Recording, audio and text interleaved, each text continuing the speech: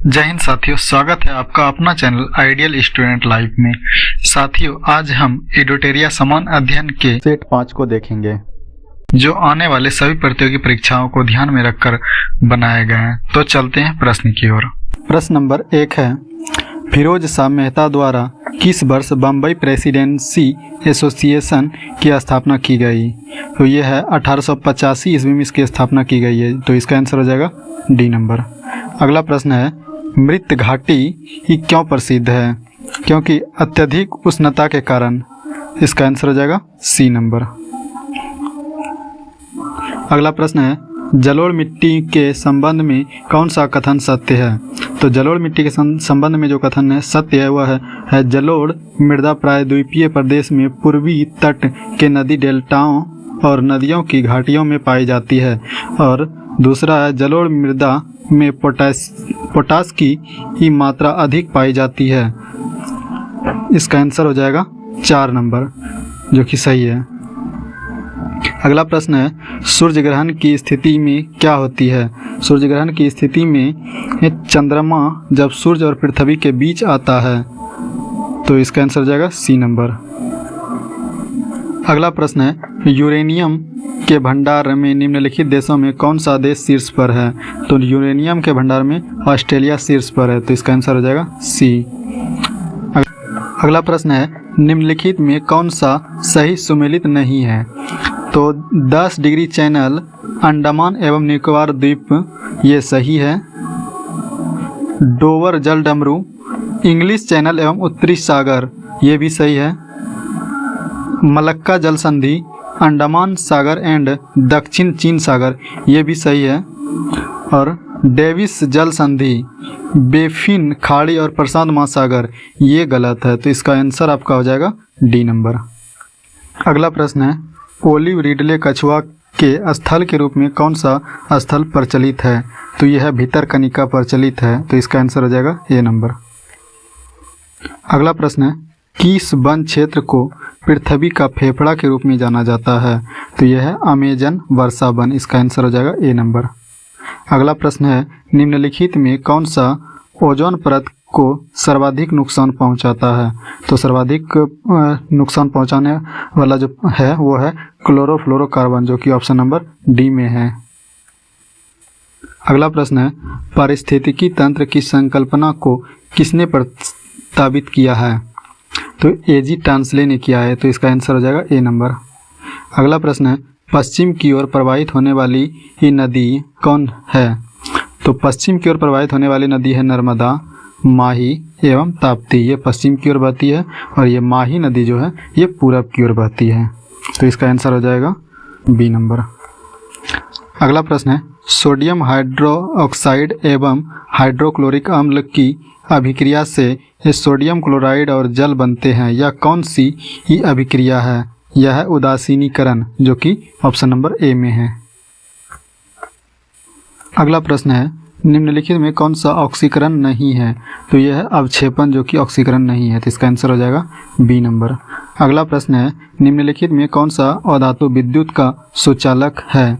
तो विद्युत का सुचालक जो है वह है ग्रेफाइट, जो कि ऑप्शन नंबर ए में है। अगला प्रश्न है, रबर निम्न में से किसका बहुलक है? तो रबर जो है आइसोप्रीन का बहुलक है, जो कि ऑप्शन नंबर डी में है। अगला प्रश्न है, वास्तविक वस्तु का हमेशा सीधा प्रतिबिंब बनाने वाला दर्पण होता है। तो वास्तविक वस्तु का हमेशा सीधा प्रतिबिंब बनाने वाला दर्पण जो होता है वह समतल व उत्तल होता है, जो कि ऑप्शन नंबर डी में है। अगला प्रश्न है, विद्युत चुंबक बनाने के लिए प्रायः किस पदार्थ के छड़ का प्रयोग किया जाता है? तो विद्युत चुंबक बनाने के लिए जो है नर्म लोहे का प्रयोग किया जाता है, जो कि ऑप्शन नंबर बी में है। अगला प्रश्न है, निम्न में से कौन सा मिश्रण का पृथक्करण विधि है? तो ये जो पृथक्करण विधि है इसमें जैसे रवाकरण है, आश्वासन है, निस्यंदन है, ऊर्ध्वपातन है। तो इसका आंसर आपका हो जाएगा डी नंबर, इनमें से सभी। अगला प्रश्न है, मनुष्य में मादा जनन अंग से किस हार्मोन का स्राव होता है? तो ये जो है एस्ट्रोजन का स्राव होता है, प्रोजेस्टेरोन का स्राव होता है, रिलैक्सिन का स्राव होता है, इसका आंसर जो हो जाएगा आपका ऑप्शन नंबर डी हो जाएगा, इनमें से सभी। अगला प्रश्न है सुमेलित करने के लिए। टोकोफेरोल से प्रभावित अंग है जनन क्षमता की कमी। नेफ्थोक्विनोन से प्रभावित अंग है चोट लगने पर रक्त का थक्का न जमने से अधिक रक्तस्राव। और थायमिन से प्रभावित अंग है बेरीबेरी। और साइनोकोबालमिन से प्रभावित अंग है तंत्रिका तंत्र की गड़बड़ी। तो इसका आंसर हो जाएगा ऑप्शन नंबर बी। अगला प्रश्न है अमीबा में भोजन का अंतर्ग्रहण किसके द्वारा होता है? तो ये जो है कूटपाद के द्वारा होता है। तो इसका आंसर हो जाएगा आपका ऑप्शन नंबर ए। अगला प्रश्न है निम्न में कौन सा ऊर्जा का मात्रक है? तो ऊर्जा का मात्रक है जूल, जो कि ऑप्शन नंबर बी में है। अगला प्रश्न है संविधान के किस भाग में सहकारी समितियों का उपबंध किया गया है?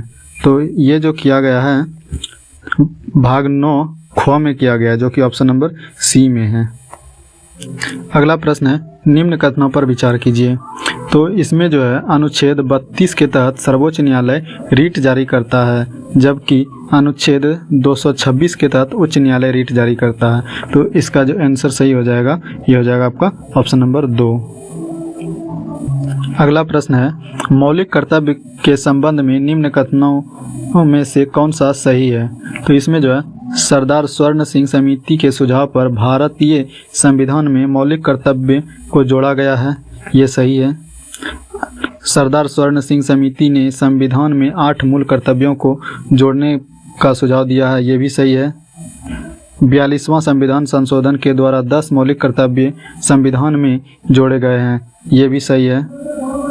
वर्तमान में भारतीय संविधान में 12 मौलिक कर्तव्यों को समाहित किया गया है, ये गलत है। तो इसका आंसर हो जाएगा आपका सी नंबर।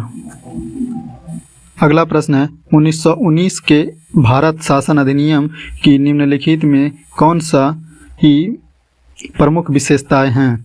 तो इसका जो है प्रमुख विशेषताएं केंद्र द्वारा प्रांतों को विधायी शक्ति का हस्तांतरण, ये सही है। प्रांतों की कार्यकारिणी सरकार में द्वैध शासन की व्यवस्था, ये भी सही है। इसके तहत पहली बार केंद्रीय बजट को राज्यों के बजट से अलग किया गया है, ये भी सही है।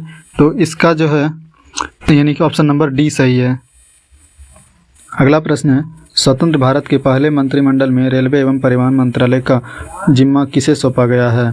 तो ये जो है डॉक्टर जॉन मथाई को सौंपा गया, जो कि ऑप्शन नंबर सी में है। अगला प्रश्न है निम्नलिखित में से कौन सा राजनीति निर्देशक सिद्धांत नहीं है? तो इसका आंसर हो जाएगा अल्पसंख्यकों की भाषा, लिपि या संस्कृति का संरक्षण, ये सिद्धांत नहीं है, जो कि ऑप्शन नंबर सी में है। बाकी जो है ये कुटीर उद्योगों का विकास करना, ये सही है। आजीविका के पर्याप्त साधनों का अधिकार, ये भी सही है। राज्य पोषण और जीवन स्तर को बढ़ाने और सर्वाधिक स्वास्थ्य में सुधार करने का प्रयास करेगा, ये भी सही है। अगला प्रश्न है लॉर्ड डलहौजी के शासनकाल में लागू व्यापकगत सिद्धांत के कारण ब्रिटिश साम्राज्य में शामिल किए गए राज्यों की सूची में शामिल नहीं है।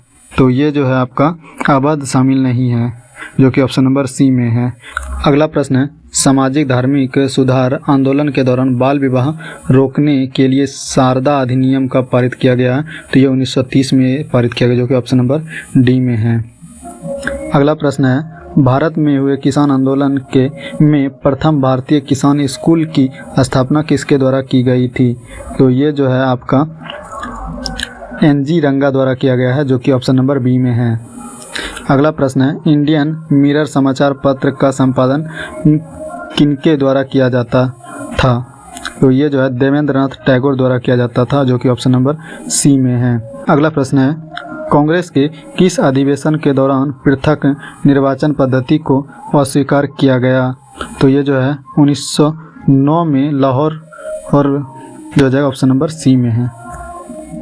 अगला प्रश्न है निम्नलिखित में से कौन सा कथन जलियांवाला बाग कांड से संबंध में सही नहीं है? तो इसका जो है जलियांवाला बाग कांड की जांच के लिए हंटर समिति का गठन किया गया है, ये सही है, जो कि जलियांवाला बाग हत्याकांड से संबंधित है। सैफुद्दीन किचुअल और डॉक्टर सत्यपाल की गिरफ्तारी के विरोध में सभा का आयोजन किया गया था, ये भी सही है। इसके उपरांत गांधी जी ने कैसर ए हिंद की उपाधि लौटा दी, ये भी सही है। और ये जो है इसके उपरांत गांधी जी ने सत्याग्रह का प्रथम सफल प्रयोग किया गया, ये गलत है, जो कि ऑप्शन नंबर डी में इसका आंसर है। अगला प्रश्न है, भारत में चांदी सर्वप्रथम किस काल में पाई गई है? ये हड़प्पा सभ्यता काल में पाई गई है, जो कि ऑप्शन नंबर ए में है। अगला प्रश्न है, किस शासक ने शिलादित्य की उपाधि धारण की थी? तो ये जो है हर्ष ने धारण की थी, जो कि ऑप्शन नंबर सी में है। अगला प्रश्न है, निम्नलिखित में से किस संत को कृष्ण और विष्णु का अवतार माना जाता है? तो यह जो है चैतन्य महाप्रभु को माना जाता है, जो कि ऑप्शन नंबर डी में है। अगला प्रश्न है, प्रसिद्ध विक्रमशिला विश्वविद्यालय की स्थापना भागलपुर में किस शासक द्वारा की गई थी? यह जो है धर्मपाल द्वारा की गई थी, जो कि ऑप्शन नंबर सी में है। अगला प्रश्न है, निम्न में से किस शासक ने महात्मा बुद्ध की सेवा में अपने राजवैद्य जीवक को भेजा था? यह बिंबिसार ने भेजा था, जो कि ऑप्शन नंबर सी में है। अगला प्रश्न है, किसके शासनकाल में इब्न बतूता भारत आया था? तो मोहम्मद बिन तुगलक के शासनकाल में भारत आया था, जो कि ऑप्शन नंबर ए में है। अगला प्रश्न है, हड़प्पा सभ्यता किस प्रकार की सभ्यता है? तो ये जो है आपका कांस्ययुगीन सभ्यता है, जो कि ऑप्शन नंबर बी में है। अगला प्रश्न है, तारिक ए मुबारक शाही नामक पुस्तक किसके द्वारा रचित थी? ये जो है याह बिन अहमद सरहिंद द्वारा है, जो कि ऑप्शन नंबर सी में है। अगला प्रश्न है, निम्नलिखित में से किस वायसराय का कार्यकाल सबसे लंबा रहा? तो ये जो है लॉर्ड लिनलिथगो का जो है कार्यकाल सबसे लंबा रहा, जो कि ऑप्शन नंबर सी में है। अगला प्रश्न है, एनाटॉमी विज्ञान की एक शाखा है जिसमें अध्ययन किया जाता है जानवरों एवं पौधों की संरचना, जो कि ऑप्शन नंबर ए में है। अगला प्रश्न है, सकल राष्ट्रीय उत्पाद निम्न में से किसको वो शामिल नहीं किया गया है? ये जो है विदेशी निवासियों की आय इसको शामिल नहीं किया गया है, जो कि ऑप्शन नंबर डी में है। अगला प्रश्न है, बाजार में मुद्रा आपूर्ति को नियंत्रण करने के साधन के रूप में सरकारी बॉन्डों की बिक्री खरीद को कहा जाता है ओपन मार्केट ऑपरेशन, जो कि ऑप्शन नंबर बी में है। अगला प्रश्न है, निम्नलिखित में कौन सी रिपोर्ट विश्व बैंक द्वारा जारी नहीं करता है? तो ग्लोबल जेंडर गैप रिपोर्ट ये जारी नहीं करता है, जो कि ऑप्शन नंबर डी में है। भारतीय आयात निर्यात बैंक की स्थापना किस वर्ष की गई थी? तो ये 1982 ईस्वी में की गई थी, जो कि ऑप्शन नंबर ए में है। अगला प्रश्न है, विश्व वित्तीय स्थिरता रिपोर्ट निम्नलिखित में से कौन जारी करता है? तो ये IMF द्वारा जारी करता है, जो कि ऑप्शन नंबर डी में है। तो साथियों, आज का वीडियो कैसा लगा आप हमें कमेंट करके ज़रूर बताएं, और मेरे आने वाले हर एक वीडियो का नोटिफिकेशन के लिए आप इस चैनल को सब्सक्राइब करके बेल आइकॉन ऑन कर लेंगे। तो मिलते हैं अगले वीडियो में, तब तक के लिए जय हिंद।